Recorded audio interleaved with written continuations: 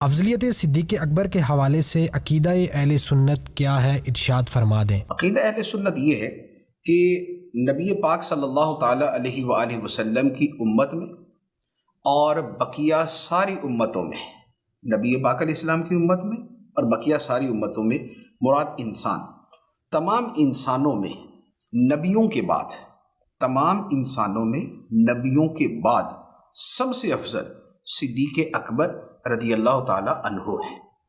اور یہ جو عقیدہ ہے یہ قرآن مجید سے ثابت ہے۔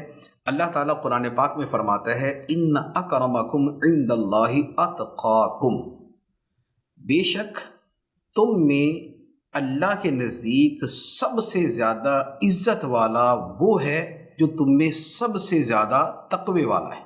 جو سب سے بڑا متقی وہ سب سے زیادہ عزت والا۔ اب سب سے بڑا متقی کون ہے؟ اللہ تعالیٰ قرآن پاک میں فرماتا ہے وَسَيُجَنَّبُهَا الْأَتْقَى، اور جہنم سے دور رکھا جائے گا اسے جو سب سے بڑا متقی ہے۔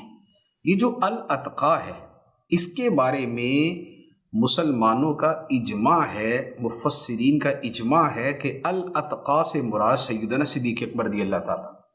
اب دو آیتیں ہیں، ایک آیت کہ سب سے زیادہ اللہ کے ہاں عزت والا وہ ہے جو سب سے بڑا متقی، اور دوسری آیت سب سے بڑے متقی صدیق اکبر ہے۔ تو نتیجہ کیا نکلا کہ اللہ کے نزدیک سب سے زیادہ عزت والے، قرب والے، مقام والے، مرتبے والے صدیق اکبر رضی اللہ تعالیٰ عنہ ہیں، لیکن نبیوں کے بعد۔ تو لہٰذا یہ اہل سنت کا عقیدہ ہے جو قرآن کی ان آیات سے بھی ثابت ہے، اور اس کے علاوہ آیات بھی ہیں، احادیث بھی ہیں، اس پر علماء اہل سنت کی کتابیں موجود ہیں۔